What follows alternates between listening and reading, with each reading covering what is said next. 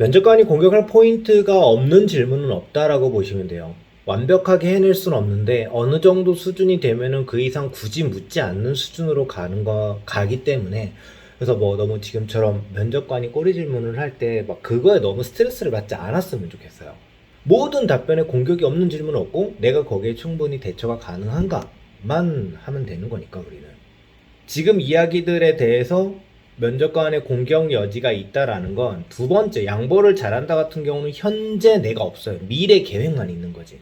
그러니까 단점을 물어보는 이유는 과거에 그 단점이 있었고 그걸 개선하기 위해서 이 지원자는 어떤 행동을 하는 것인가, 과거 행동을 봐서 이 지원자가 우리 회사에 들어와서도 이렇게 행동하겠네라는 걸 유추하기 위함인데, 과거 없이 미래만 두다 보니까 지원자를 판단하기가 어려운 거예요. 이 친구 그럼 그렇게 할 거라고 말은 하는데 진짜 할까? 그렇게 해서 성과를 낸 적이 있나? 이런 게 지금 확인이 안 되는 거죠. 그리고 이제 첫 번째 이제 적극적이라 일을 버려둬서 스트레스까지 간다. 이건 스트레스까지 갈 필요가 없어요. 내가 적극적인 성격이라서 일을 좀 많이 버려두는 것이 저의 단점입니다. 이렇게 그냥 마무리를 해도 상관이 없어요. 근데 문제는 그 다음에 해결을 하는 방법에 대해서 또 구체적이지 않은 거죠. 내 상태에 맞게 일하고, 그게 뭔데? 회사가 주는 일이 만약에 100인데 여기서 내 상태에 맞게 일하면 난 70에 맞춰서 일할게 라고 한다면, 그럼 이 친구는 우리 회사에 들어와서 적응하지 못하는 친구잖아요. 그러니까 상태에 맞게라는 걸 객관적인 수치로 전달을 해가지고 우리 회사 업무를 충분히 수행 가능하겠네 라고 안심을 시켜줘야 되는데, 결론적으로는 리스크를 다 그냥 고스란히 드러낸 상태로 본인이 마무리를 못한 거지. 그래서 이거 꼬리 질문 나올 가능성이 큰 거라고, 해결이 안 됐다라고 본 거예요. 그래서 여기서는 답변보다는 여기에서 원하는 건 과거에 내가 부족한 점을 어떻게 해결하려고, 어떻게 개선하려고 노력했는지를 이 사람들이 묻겠구나. 이게 단점 항목의 핵심이에요. 어떻게 해결했니? 그래서 해결이 됐니? 이건데 그 두 개가 다 빠진 거죠. 알아서 할게. 근데 결과는 아직 낸 거 없고 알아서 할게. 약간 이 느낌인 거죠. 그리고 양보를 잘한다라는 부분에 대해서 어쨌든 나왔잖아요. 그럼 이제 내가 이 얘기를 하면 본인은 가서 좀 생각해 보다가 안 나오면 또 다른 키워드를 꺼내기 위해서 이제 머리를 쥐어뜯기 시작을 하겠죠. 그러지 말라고. 양보에 대해서 얘기를 하면은, 자, 그러면 영업이 이제 경쟁이에요. 근데 무조건 양보를 하면 안 될까? 전혀 필요 없는 요소일까요? 양보나 배려가? 그 양보의 정도가, 내가 100% 양보를 해줘야 돼, 20% 양보를 해줘야 돼, 30% 양보를 해줘야 돼, 70% 양보를 해줘야 돼. 그러니까 내가 늘 말하자면 구체화. 똑같은 양보라고 해도 상황에 따라서는 70 정도의 양보가 필요한 상황이 있고 20 정도의 양보가 필요한 상황이 있는데, 본인은 양보라는 그냥 그거 하나로 다 퉁쳐버리잖아.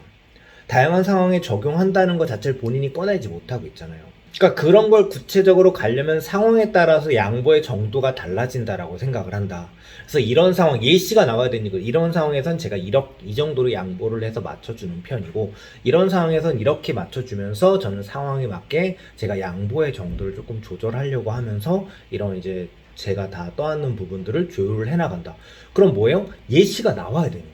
그래서 내가 작은 예시라도 얘기를 하라라고, 고민을 하라고 하는 이유가, 이렇게 그냥 나오면은 이 친구는 상황에 맞게 자신이 어느 정도 양보를 해야 되는지를 아는구나를 명확하게 상대방한테 전달을 해줄 수가 있는데, 지금 본인이 답변하는 뉘앙스를 봤을 때 구체적인 사례는 안 떠오르고 그냥 상황에 맞게 그냥 양보를 하겠다, 뭐 이 정도 느낌으로 답할 느낌이었던 거지. 저 같은 경우는 양보를 해야 된다라고 봐요. 내가 무조건 바이오한테 가가지고 내 말대로 하세요, 본사 지시해요 라고 하면은 그 관계 유지가 잘 안 될 거라고 저는 봐요. 그러면 뭐 영업뿐만 아니라 그냥 일상생활 동료와의 관계에서도 내 양보 안 해. 이거 회사 방침인데요. 이래 버리고 그냥 퉁명스럽게 아니면 딱 잘라버리면 항상 동료와의 관계도 원활하게 유지가 될까? 그래서 아무리 경쟁 사회고 뭐고 내가 뭐 바이오와 뭐 이런 그 영업 담당자의 관계라고 해도 이래서 이제 성향이 나오는 거예요. 양보를 무조건 잘라내야 되는가? 제가 이거에 의문을 가진 건, 난 그런 성향 아닌데였어요. 지금 시작은. 나 그런 성향 아닌데 무조건 양보 안 해야 되는 건가? 아닌데? 그래도 10% 20%는 양보를 하는데 이 사람의 이야기를 받아들여야지 내가 거기에 맞게 뭔가 거래가 이루어질 수 있는 딜이라든가 협상들이 좀 이루어질 텐데, 내가 양보 안 하면 과연 이 관계가 될까? 그럼 나 거래처 관리 못할 것 같은데, 내가 양보 안 하면? 그럼 나는 어떤 상황에서 어느 정도 양보를 해야 되지? 그 상황을 모르겠어. 그럼 나는 기존에 친구들과 있을 때 어느 정도 양보를 했지? 그냥 내가 조금 하루 정도 손해보거나 내가 한 시간 정도 손해보는 일은 무조건 양보하지. 이 정도는 내가 좀 고생하면 된다라고 생각을 하니까. 내 감정이 조금 어느 정도 소모가 되는 것들, 나 오케이 이런 것들은 내가 쉽게 양보할 수가 있어. 하지만 회사에서 명확한 방향성을 가지고 있고 우리 부서에서 이런 이슈가 있을 때는 그럴 때는 확실하게 좀 어필을 해야 되겠다. 막연하게라도 이런 기준들을 내가 상황에 맞게 세워놓는다라고 한다면 이제 이렇게 생각 정리한 다음에 이것들을 이제 펼쳐내보는 거죠. 평소 관계에서 양보를 지나치게 하는 거, 너무 상대를 배려하는 것이 저의 좀 단점이라고 생각을 합니다. 뭐 이런 상황에서 이렇게까지 배려를 하다 보니까 제 스케줄이라든가 이런 업무가 원활하게 이루어지지 않았고, 이후부터는 이런 것들을 조율하기 위해서 이런 상황에서는 이렇게 좀 양보를 했고 이런 상황에서는 이렇게 양보를 하면서 지금은 이제 공적인 부분에 있어서는 적절히 이제 양보를 활용을 하면서 저의 업무량을 조금 지나치게 이제 수용하지 않는 선으로 이제 저 양보를 하기 위해서 노력을 하고 있다. 사례가 들어가면 조금 더 설득이 되겠죠.